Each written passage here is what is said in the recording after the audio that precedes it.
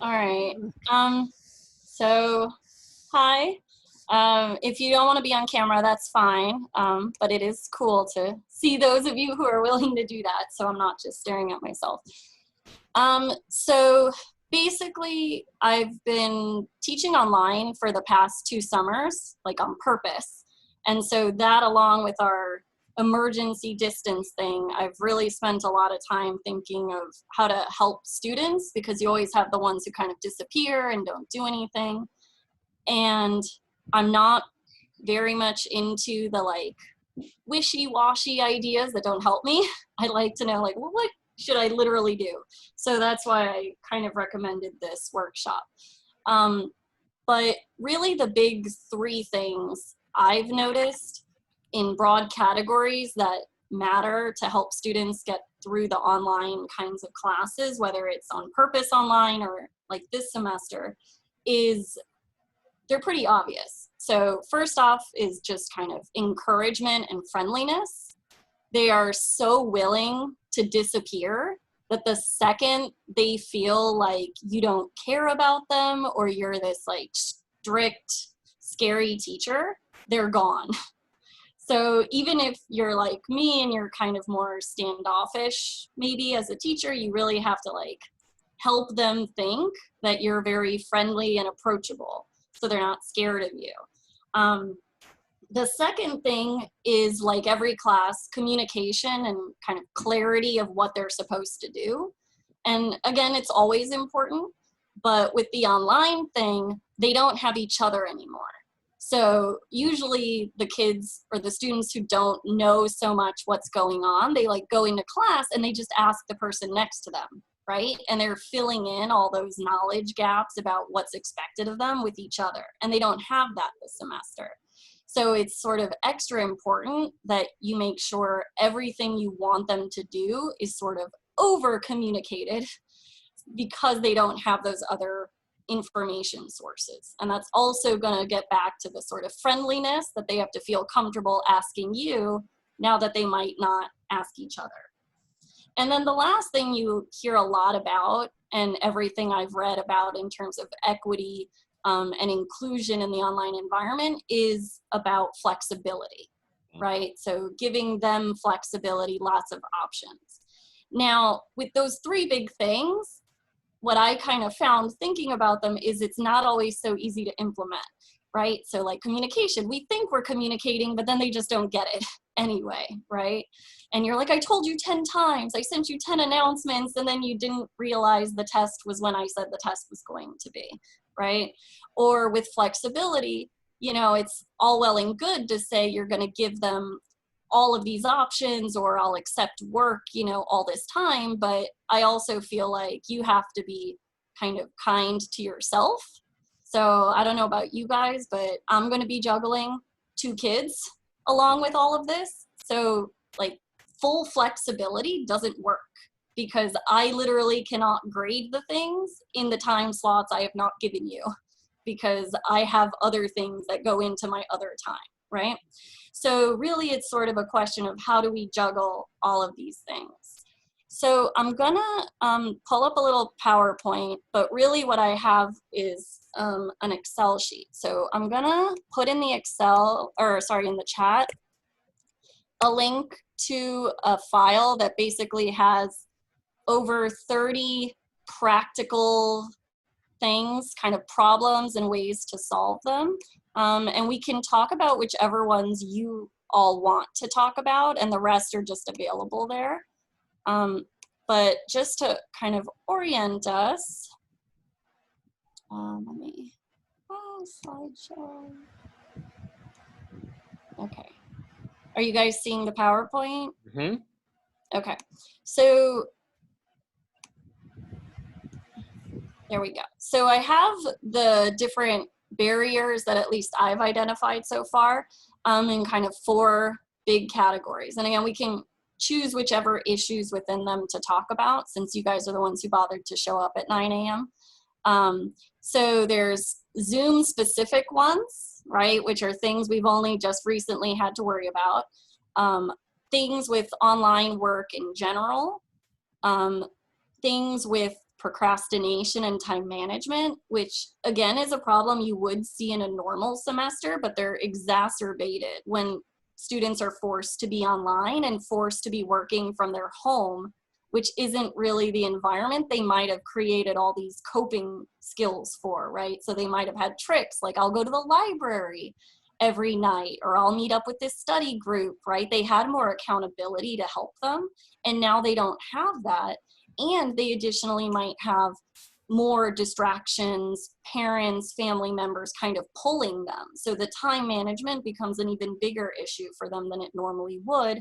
And we need to sort of be aware of that to help them out. And then just kind of other educational random issues I just lumped together at the end. So with Zoom barriers, and I'm happy to add any issues you guys bring up in the chat, or, you know, just chime in. There's 3 that I've noticed. So the first is sort of just internet access, or sort of equity issues in terms of students who don't want to be on camera because they're worried about their home environment, right? They don't want people seeing their space, stuff like that. Paul already brought up self-consciousness, right? It really is very unnerving for some of us to have to see ourselves on camera all the time, and it can really make it harder to learn and harder to participate. And then just difficulty becoming part of the conversation if you're doing some sort of actual discussion-based thing. So just to kind of orient you guys, for each of these, right, if you go to the Excel that I shared, let me pull it up myself too. I'm gonna stop that and actually share my Excel screen. So the way the sheet is organized is I have the different categories and then different solutions, and then other issues you would want to think about if you choose that solution. So unfortunately, I don't have perfect solutions for any of these problems. It's kind of like what I teach my students about designing research studies, that there's never a perfect design. You just have to be aware of the limitations of the design you're picking so that you're mindful of it and you can kind of work around it. So let's just do some of these, and then, like I said, with the other ones, we can kind of pick and choose whatever topics you guys want to go into more. But let's start, I guess, with kind of Paul's. So if we talk about like self-consciousness, so one thing that it's worth doing is teaching your students how to turn off their self-view. So here, I'm going to stop my share for a second. And the way you do this, if you go onto your little camera picture, you hover over it and touch those 3 dots. And then if you scroll down to the very bottom, it's hide self-view, okay? I recommend you do that for yourself, just to not distract yourself, but you should be pretty explicit, like teach your students how to do these things in Zoom, because they don't know. And I would encourage it, because it really is gonna help them probably feel a little better not to have it on there.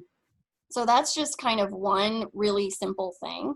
But basically what I'm anticipating is that at the beginning of the class, you know, the very first week, I'm probably gonna have to share a lot of these sorts of tricks with them, right? Like how to do very concrete things, because they don't actually know how to do them.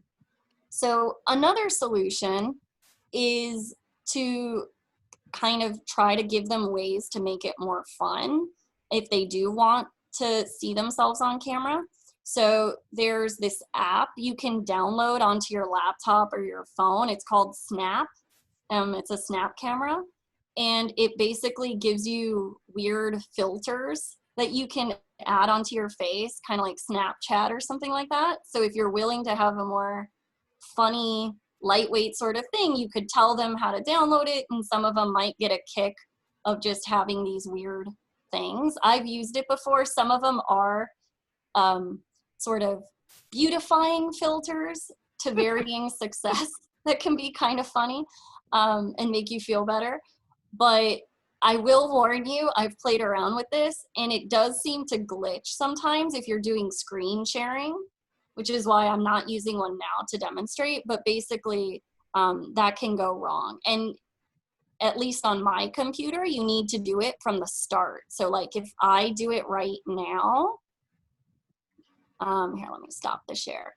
So right now I set it up, but can you guys actually see anything now? No, right? So because I didn't do it from the beginning, it won't work now, and it just sort of shuts off my camera. So there's like some glitches with that, but it's another option you could sort of tell your students about if you don't mind the silliness of it. Let me go back to the screen.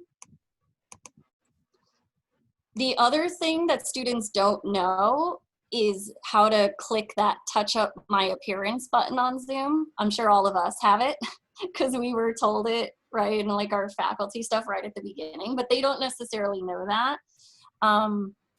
So, you know, that's like another thing.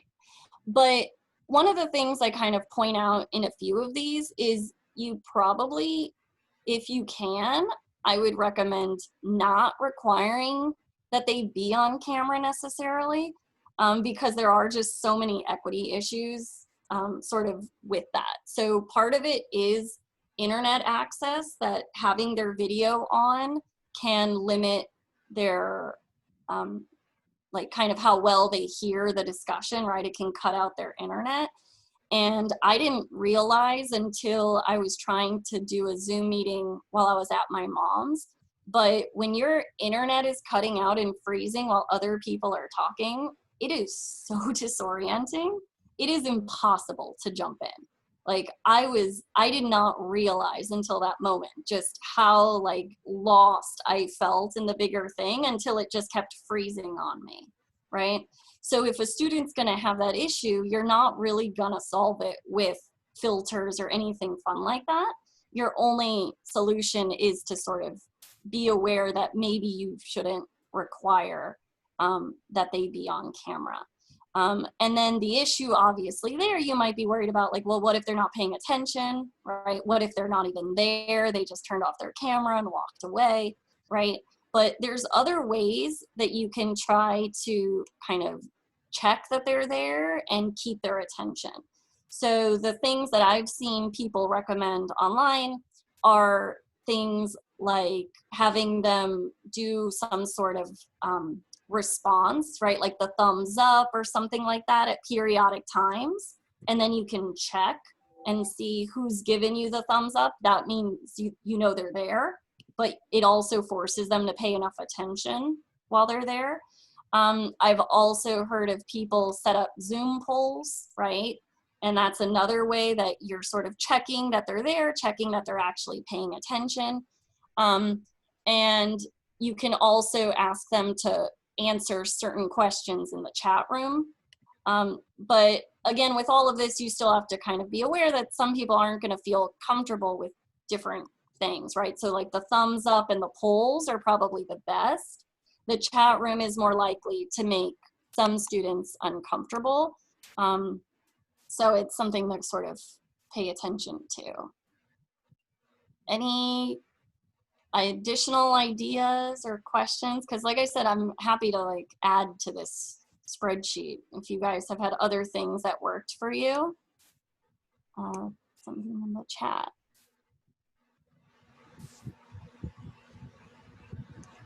Okay, so there's a question about letting students know they should find a good distraction-free setting. I think it's a great idea to kind of let them know that that's what you're hoping for and expecting. And some classes you're really going to need, you know, to have a discussion. But that still doesn't necessarily mean that they're going to have strong internet connections in their house or that they can even pull it off. So again, even thinking back to my mom's house, right? This is like an Upper East Side environment. We're not talking about some, you know, more impoverished setting. And there was nowhere for me to go, right? If I was in the dining room, my mom or my stepdad were walking around. If I was in the bedroom, my kids were there, right? There was literally, other than the bathroom, there would have been no distraction-free environment, right? And my stepdad's nearly deaf, so the TV is on full blast because otherwise he can't hear it. So you really, you know, like, I think it's great to tell them that's what you'd like, but they literally might not be able to pull it off. So you really kind of need to think about, well, what are alternatives for that student? Is it okay if they just listen? Is there another way I can get them to engage besides that? Just because, you know, again, the students may not come to you with these problems. So it's great to say, like, this is what I expect, let me know if you can't. I think that's sort of a basic starting point. But some students, even if you tell them that, they're gonna keep quiet and they're gonna say, I won't tell them because I don't feel comfortable talking to a professor, but I'll figure it out and I'll make it work. Then they can't make it work. And instead of getting called out for having their camera off, they might just not even sign on, right? And that's like the worst case, because you'd rather they be there listening quietly without a camera than not listening at all. So I think you just want to make that clear to them, like, what are the levels of what you would hope for out of them.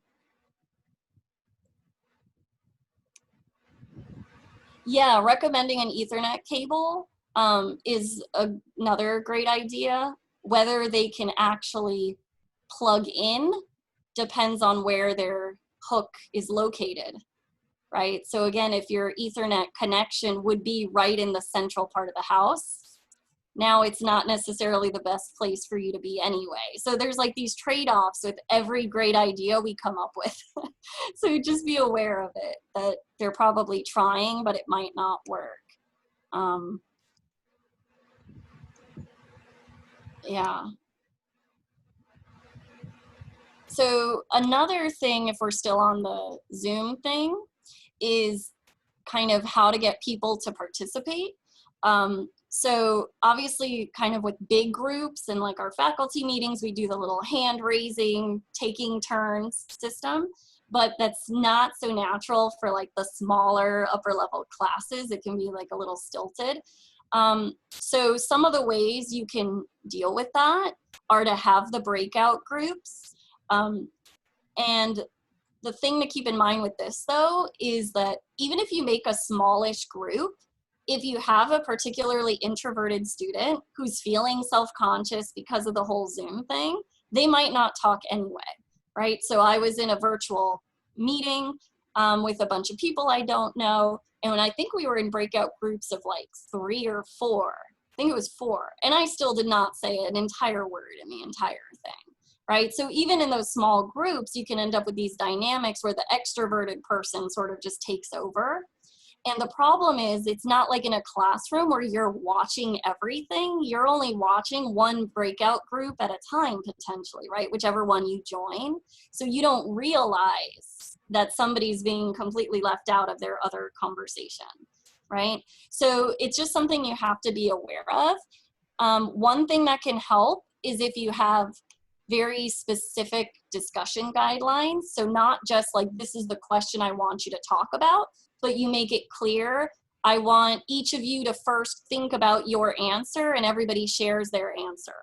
So you kind of make it explicit that everybody is being expected to talk and share their point before the general talking happens. That's sort of one potential solution. Yeah, Allison. The combination of that and the flexibility about logging in, because I love having like journal discussions and stuff where, you know, you want people to be engaged, but I kind of decided that I can't require them to attend because that's not really fair. Yeah. So then like setting up extra guidelines is like, well, then what do you do for the ones who can't attend for that? You know, I just have been grappling with that, how to make it work. Yeah.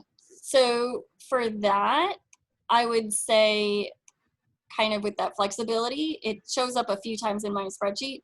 I think you're right. You have to offer alternative ways for them to get that participation, right? Both for their own sake, but also if you're thinking of it as a contribution of knowledge to the rest of the class, right?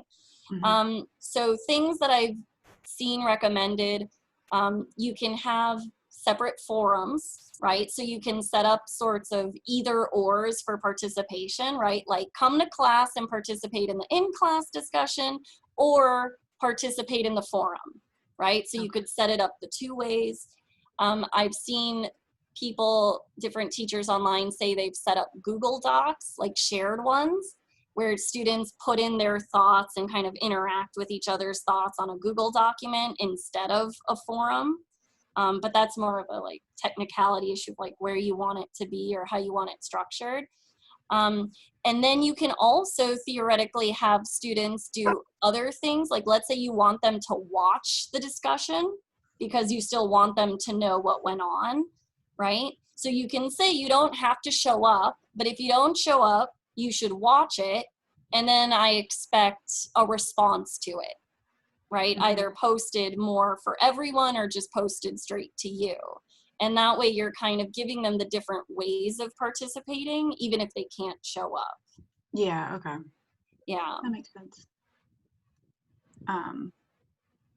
There's a couple of things in the chat. Oh, students not attending class. I just had a lot with all the technology issues and stuff that we're talking about, and people last semester who had these crazy households that they really had a hard time logging in. So they'd kind of start doing all their work at night or when somebody else, like little siblings that they had to take care of and stuff. And so I kind of just felt like, yeah, our class times are established and I want people to attend, but it's totally different than a normal semester. And I felt like I couldn't force them to attend. And I had pretty good attendance, but I don't want to have those type of things in my Zoom thing that are counting as points if I don't have the other option for them, for the ones who can't make it. Yeah, and I think you're right, and it's good to think about that. It's basically an equity issue, right? So also some of the students, now that they're back home, they're getting different jobs, right? Because they don't have their work study job on campus. And a lot of those low paying jobs are not nice about scheduling, right? It's not like a work study job that says I'll work around your classes. They say this is your schedule and then you're stuck to it, right? So you just have to be a little aware that, you know, even if they want to show up, sometimes they can't. So yeah, you don't want to just penalize them for those sorts of decisions that they're making just to survive. Yeah, and their schedules, right, change from week to week in the low paying jobs or like retail, stuff like that. So another question, recording. Yes.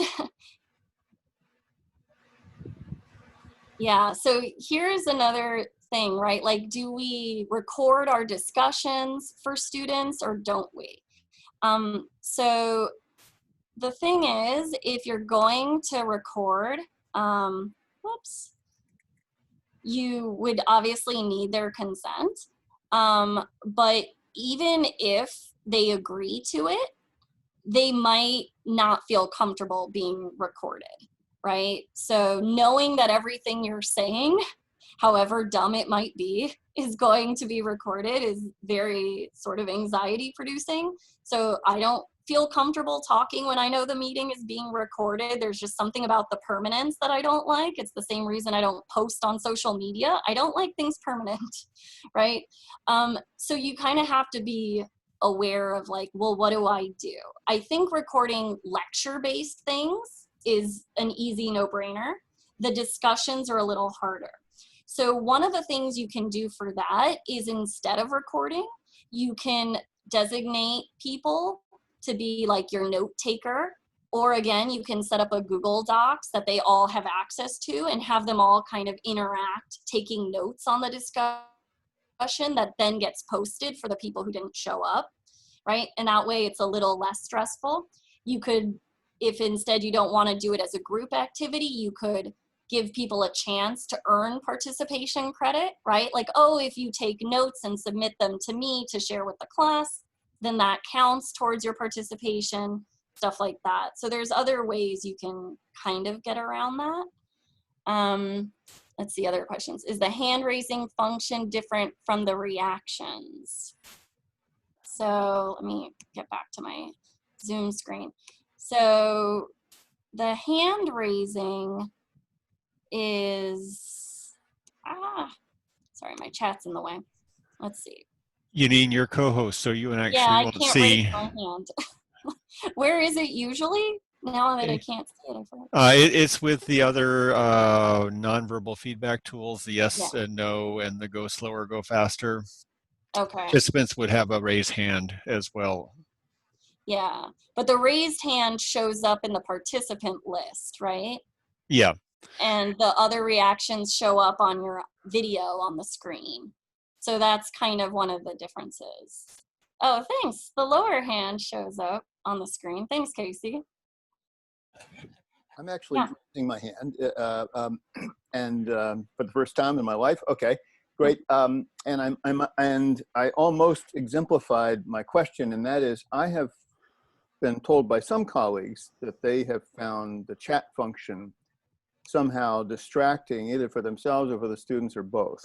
Yeah. And in my, sort of emergency Zoom teaching last spring, it seemed, useful enough, not prohibitively distracting. But what do you or anybody else think about that? Is, all things considered, is chat sometimes more of a hindrance than a asset, or what?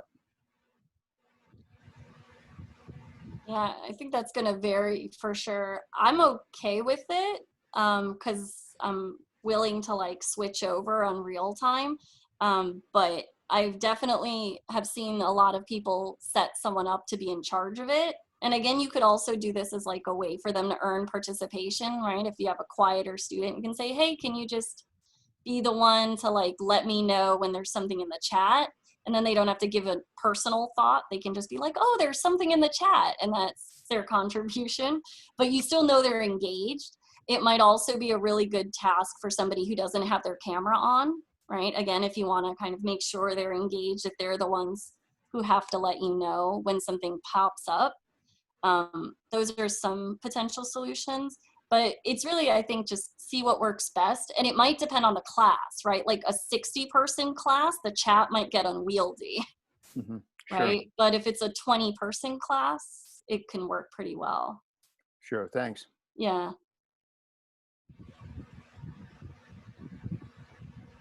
And did I get to your point, Linda, about reducing the Zoom anxiety, or not really? Okay, cool. So are there other Zoom related things you guys really wanted to know, or should we move on? Seems like we covered a lot of those. Okay. So then the next set is just general online stuff. So some of this is students' unfamiliarity with the programs. And obviously they might be unfamiliar with Zoom. I already said you might want to spend some time orienting them to like the buttons you want them to press or whatever system you're going to have set up. But part of it is also just Moodle, right? So some of our students, even though they're older students in like juniors or seniors, might not actually be as good at Moodle as you think they are. But also you're going to have some freshmen possibly who really don't know it, and now they're being kind of thrust into Moodle. So just again, I would say show the students, or you can like record a thing or just give them something that tells them how to work with Moodle. So for example, you could show them how to adjust their settings. And this is something that's saved me with my online classes. So you can control how Moodle gives you notifications for different things that happen. So for example, if you have a forum, you can have Moodle email you every time somebody posts to the forum so that you're not unaware that that happened, right? But if it's going to be a very active forum, you might not want 30,000 emails, right? So there's also ways to set the notifications to give you a digest where basically at the end of the day, it gives you one email with all the forum posts that were made. And that can feel a little better. And these are the sorts of things that are good for you, but also your students, because we assume they're getting emails from our announcements, right? Like the course announcements forum or other forums, but they're not necessarily, because even if it's forced notification, if they turn off notifications on their settings, they don't get them. So you can actually have students who aren't getting your announcements, or at least I have in the past. Oh, my sheet isn't on the screen. Yeah, sorry about that. That was my fault. I didn't make it all the way. There you go. So I would recommend you show them how to do that. So on top of that, for you and for them, I would turn on this option to flag new posts, which is really cool. It shows you on the Moodle page where there's new posts in a forum. So just to give you an idea of how like these things work, let me give me 1 second to open up my Moodle page from my summer class. Okay. So this is my Moodle page from my summer class. So you see down here, it says 1 unread post, right? So it gives you like this nice way to find the new stuff so you can go comment on it, but it also helps the students if they turn that on.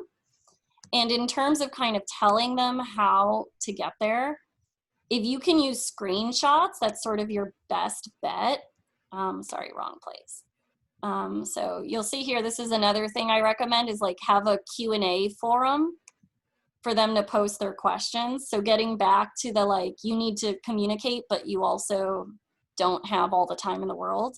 When you set up a Q&A forum, you can make sure other students can read the answers to your questions. So you're not sending out like the same template email 30 times of like, this is what I said in the syllabus. Here it is again. You just say it once in the Q&A forum. But also if you have a really motivated student like I did this summer, they might actually answer questions for you before you get to them, which is like the coolest thing ever. So here's just an example of one of the things I posted on how to use Moodle. So I gave them like the step-by-step.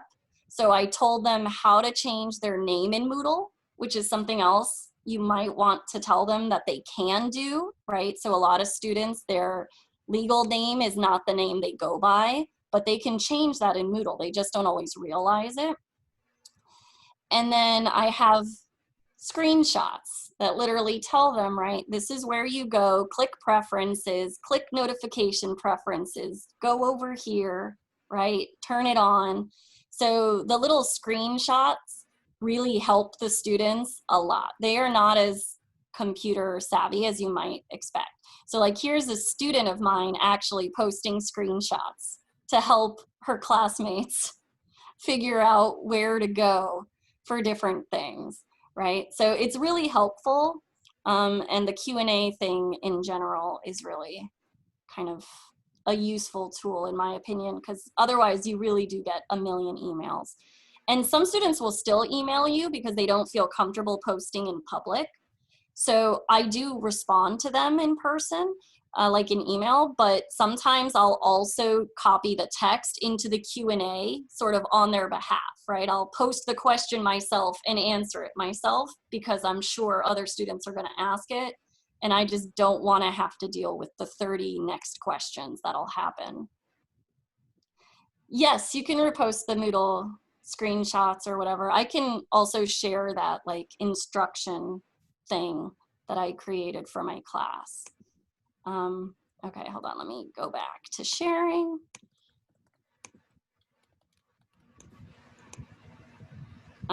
So yeah, telling them all of that. I'd also recommend you orient them to your Moodle page and how you're planning to organize it. How do you turn on flag new posts? So that is in that little image. So I'll just share it with everybody at the end, Paul, and that way you have like the pictures telling you step by step how to do it. But in terms of the Moodle, I don't know about you guys, but normally in the semester I would use the like topics or the week by week, but it doesn't work quite so well for the online because everything is online. It's a lot of scrolling. So I would more so recommend the one topic course format when you're doing your Moodle. So that's the way I had it just set up a second ago. So again, if I go back to my other Moodle page and scroll up. So the one topics is like this tab-based way, you see? So you can kind of split up the weeks this way so they don't have to do so much scrolling, but you can choose to pin one section to the top. So I have like my general forums and materials pinned to the top so that it always shows up. And then they have these little subsections. And I find that really helps students. You could also do it by week, like the date, if you wanted to, instead of the topics, whatever is gonna like orient them the fastest. The only thing is that it's actually, in my opinion, a lot harder to build your Moodle in the one topic. I build it in the regular view, and then I change the format to this format, because this format makes it really hard, in my opinion, to like drag resources from one place to the other. But if you have the just like straight top to bottom, it's easy to move around resources while you're still deciding what you want to do. So I build it the regular way, and then I just change it into this format at the end. And the best thing you can try to do is set up your days or weeks or whatever the tabs are for you into a consistent sort of format.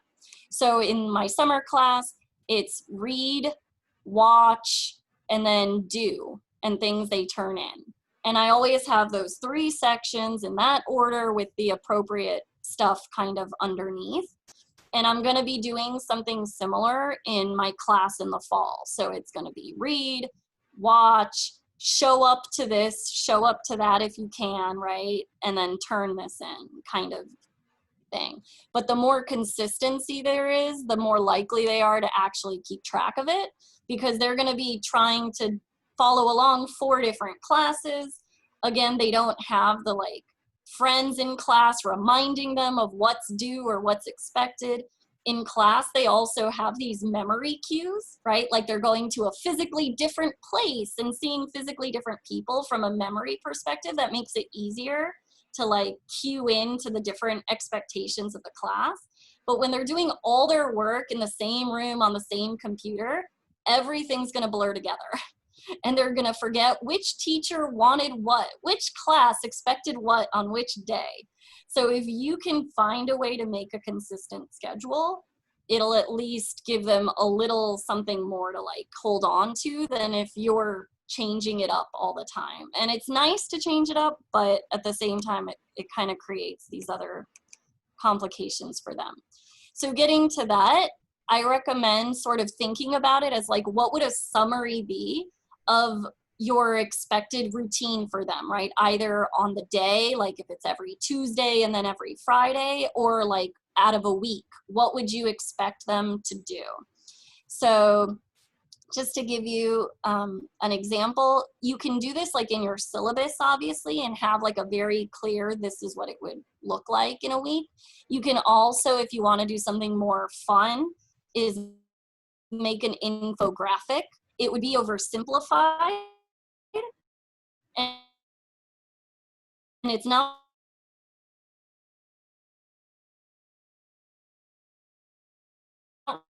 really accessible, so you of an infographic. Yeah, the one topic view. So if you go here, I gotta get into my, so for the one topic, since we have a question about that, let me show you where to go. You go into the settings for your Moodle page. And then if you scroll down, it's over here under course format. So like weekly or topics are the ones we tend to use, in my opinion, as those are the ones that like happen by default. And then you can switch it to the one topic, which is very unintuitively named because you literally have multiple tabs, but that's what it's called. So, but that's how you change it. So then with the kind of thinking of the schedule, right? So I'm teaching a research methods class with a lab. So it's really kind of complex. And this is what I've done to kind of conceptualize for myself, what am I expecting my students to do? So here, let me see if, can I like actually zoom in on this or not? No, I can't. Okay. All right, well, this is really not a very good size, but this is like an infographic I mocked up. So it's like their daily schedule. So every Tuesday or Friday, right? Each day I'm expecting them to watch and respond to some lectures, read something online and do a reading quiz. Then they have some time with the learning assistants, which I'll have alternative ways for them to get credit for that. There's synchronous time with me to work on their labs. And then just at the end of the week, they have an assignment or a lab report to turn in. So my plan is I'm kind of using that to help me design the class, but then I'll share it with them and they can just like have that on the side, right? So they kind of know, okay, every Tuesday, by Tuesday, I'm expected to like check off these 5 little things, and then I know I've done what I'm supposed to do for that class. So something like that, but it's really, again, mostly just about the consistency I find that helps them. And then, like I said, a Q&A forum is really helpful. You can also do a wiki, but I kind of like the Q&A forum, but those sorts of things are, you know, your choice. Another thing to just teach students is tell them how to find, like do Control F or Command F to just find stuff in the syllabus so that you're not getting so many questions, because they don't know how to do that. They're like skimming through the syllabus old school style half the time, and that's why they're not finding things and they're coming to you. So just teaching them some of those really basics can save you some time. Then the other kind of big thing, obviously, with online classes is what if they're not engaging with it? And some of the students, they're really demoralized right now. I don't know if any of you are part of the open forum, but a lot of the students feel awful about the fact that this is entirely online. They hate it. They're pretty mad and upset. So they're sort of starting in a bad place, some of them, in terms of engaging with it. So it's sort of extra important to make sure it's clear to them, like why the class matters, what cool or useful skills they're gonna get out of doing it, to try to get them back into being motivated, right? Like make it clear that even with the online format, it's gonna be worth their time, right? If they put time into it. So kind of back to the friendliness and encouragement, you know, we sort of have to be the cheerleaders of like, it's still gonna be great, we're gonna make it work. The other sorts of things you can do to help them engage, depending on the type of class you have, if you can use some of your synchronous time for freer social interactions, the students do need that. They're not necessarily setting aside separate time to like Zoom with each other for a cocktail hour or something like that. So if you can give them a little bit of breathing room, right? Like if they get to do breakout groups and there's a little bit of extra time for them to just chat after they discuss the question, that kind of stuff is going to help them want to show up to your class, right? Whereas if your synchronous time is all very intense, they might actually not feel as interested or motivated to come in. Yeah, Casey. Yeah, apropos of your I think excellent last point, Yanine, I was thinking of experimenting with along these lines with having basically kind of ice-breaking little sessions,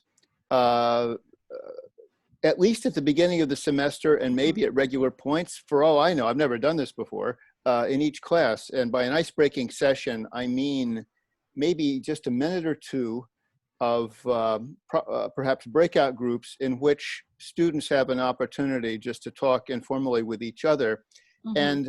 And what I'm still trying to think through, because I haven't done it before, is which of at least 2 versions of this concept to try. One is the totally open, unstructured version, in which maybe at the beginning of each class or every couple of classes or something like that, you know, we just have like an ice-breaking session. They can just say whatever they want about anything, you know, to other people in their breakout group. And the other is the quasi-structured model, wherein maybe if I can figure out how to organize my syllabus in as accessible and nicely structured a way as you have been discussing, I could say, well, okay, look, you've all got 2 or 3 minutes or 5 minutes or something like that to have an informal conversation amongst yourselves about any point on today's topic, any aspect of it as designated on the syllabus that you want.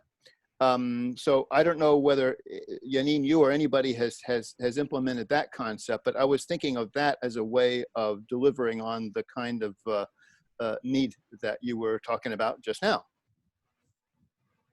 Yeah, I mean, both of those can work. The unstructured might be harder for the introverted students to be a part of, right? They might end up sort of just listening, but honestly, that might still benefit them, right? And there's something still nice about hearing your classmates chat. Oh, there's something in the chat, sorry. Let's see.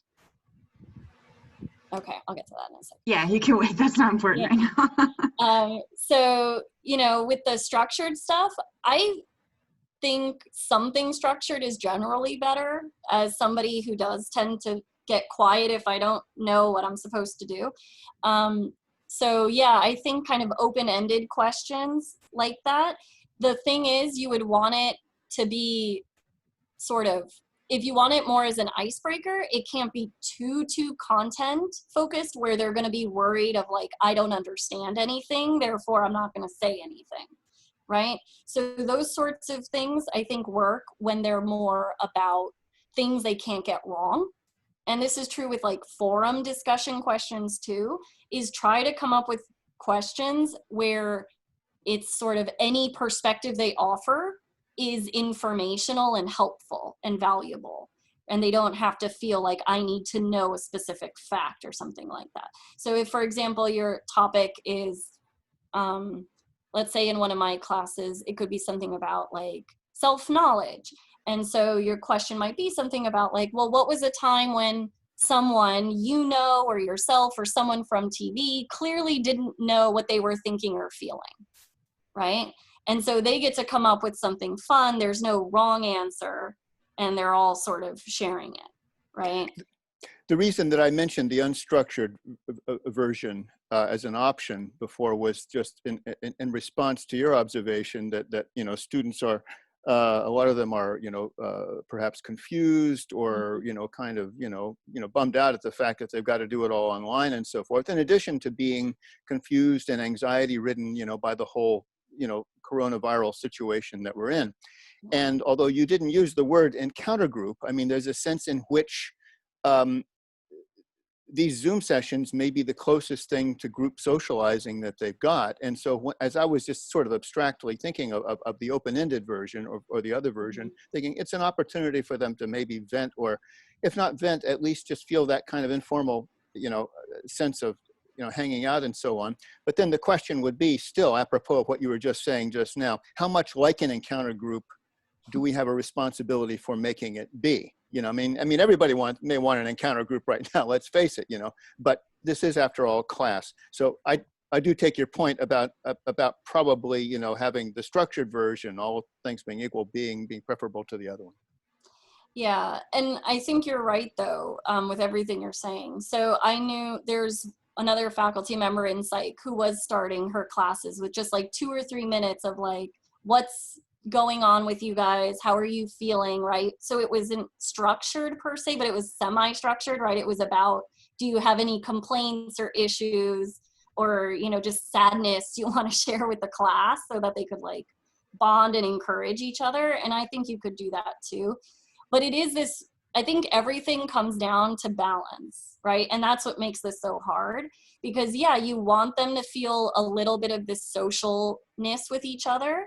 But if you do too much of it, A, you're not teaching them, but B, the students are not going to want to show up, right? So one of the issues that I'll kind of get to or I have later is like this time management thing. So students are really going to be picking and choosing like what's worth my time and what's not. And if the whole class is just hanging out, then they're going to say, well, it's not worth my time. So you'll actually undermine what you wanted.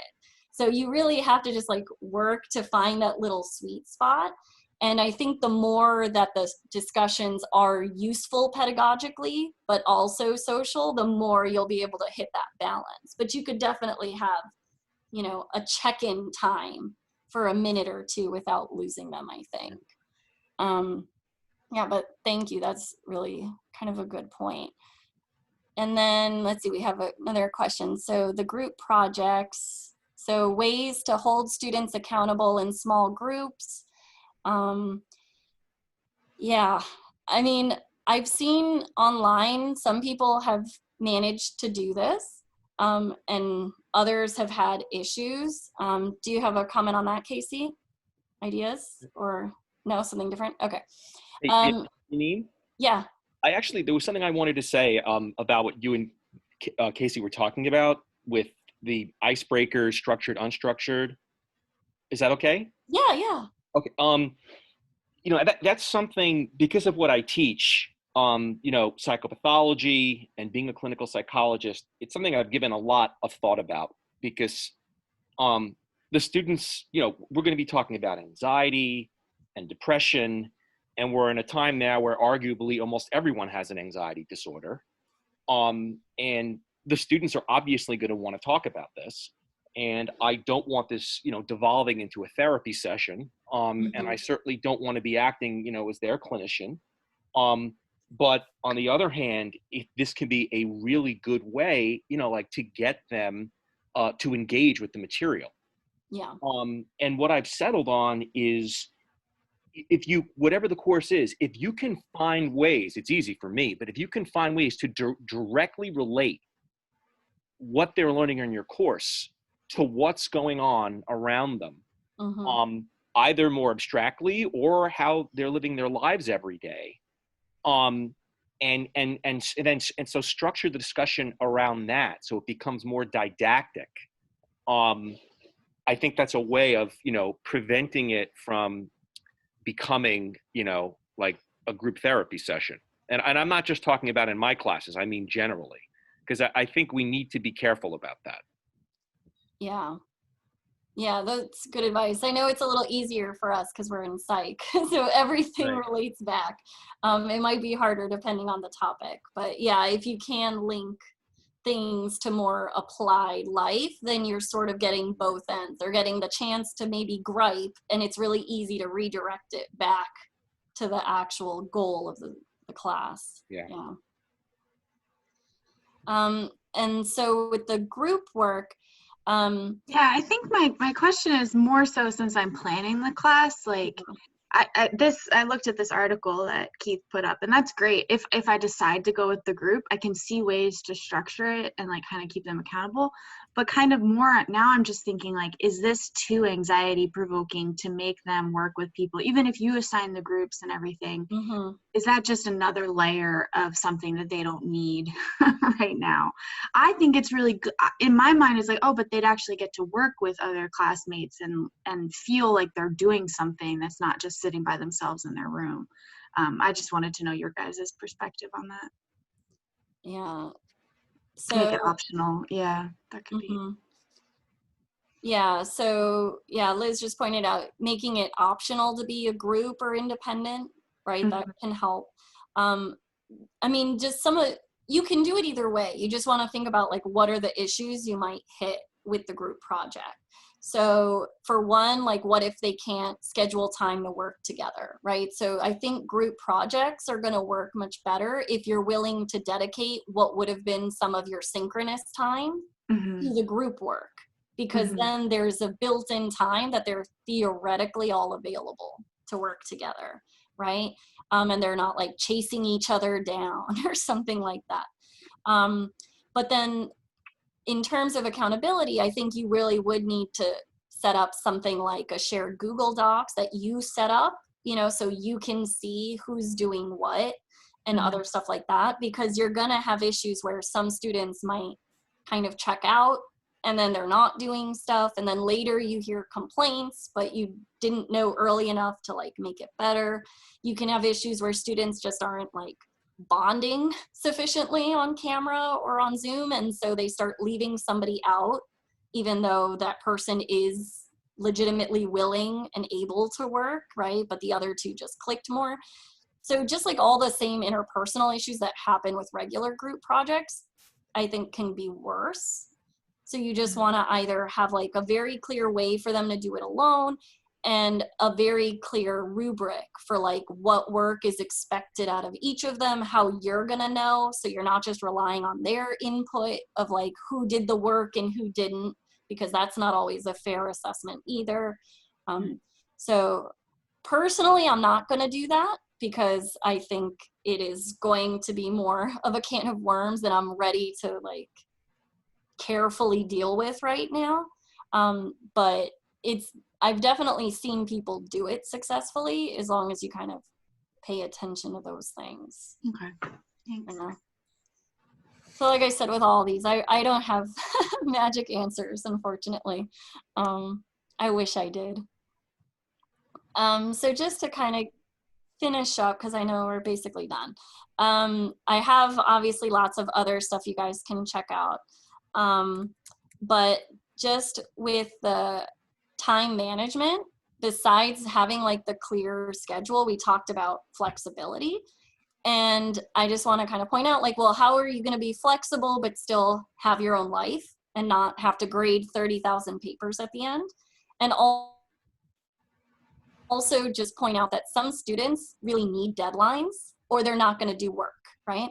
And some students aren't going to do work unless it's getting them points in the moment, right? Like they won't do a reading, even though it might make them fail the test, because it's not getting them points today. And today they have other obligations. And so they can't see the longer term value of studying or reading, and then they don't do it. So more so than ever, I think we really need to just be mindful of like, if you want them to do it, it needs to be worth points. And you can have them earn the points in different ways, right? So it can be like, do the reading, or submit this, or show up to class, right? You can make it flexible. So like your class can be worth 1,000 points for a grade, but there's 1,300 points they could earn. So then it's like basically the extra credit is built in with the flexibility, and it's not necessarily more work. You can also set deadlines, but know that you're going to drop stuff. So again, there's like extra points. So like in my class, there's 7 homeworks, but I'm only going to count 5. And I'm just going to have a late drop box where they can submit 2 late assignments. And I'm just going to grade those pass fail, so I don't have to do extra grading at the end. But they have flexibility, and I'm still making sure they do their work. You can also completely drop it, but I'll warn you, this summer, I had a ton of students emailing me trying to turn in work late.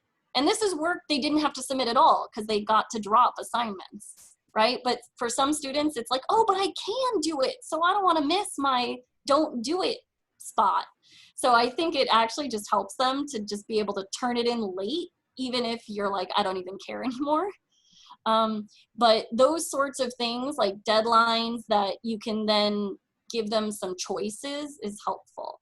And if you're gonna just do totally flexible deadlines, I would just say, please tell them like really upfront, because there's students, again, like the introverts, who would never ask for an extension, right? Even if you're perfectly willing to give it, they're just not going to feel comfortable asking for that, right? Like the less entitled students. So if you're planning to really allow flexibility like that, I think you need to just be very explicit, you know, say it in class a few times. If you ever need a deadline or like an extension of a week, let me know and I'll do it, right? Or again, just make a Dropbox, like an assignment that's called the late folder, that they can upload work late to at any point. And that way they don't even need to talk to you or beg or whatever. And then I would just say, don't worry too much about like the why, right? So we used to like ask a lot, like excused absences or what's your excuse? And from an equity standpoint, I would say don't ask, right? You don't want to know all their personal details. And you're really just going to be scaring off the students who are afraid you're going to ask for justification and they don't want to have to share it. So, you know, the more you can kind of make the flexibility built in and clear to the students but still give them deadline goals, the better off they'll be. So I don't want to keep you all late any more than I have, but feel free to email me if you have questions about any of the other things. I knew we couldn't get to all of them. I was planning to just focus on what you guys wanted, so. Will this be available offline, this Excel list? sheet? Yeah, yeah. I To put go the through link by in the myself. chat. Okay. Yeah, so you guys can keep that. Right, the link's in the chat, but also the session's being recorded, so we'll post this to the TLTC YouTube channel, and in the posting notes we can put the link. I mean, you're going to keep that document there, Yanine, where Yeah, it's I'll at, keep right? it there. So we can put the link there as well. Okay, great. Yeah, thanks, Yanine. This has been great. Yeah. Thanks.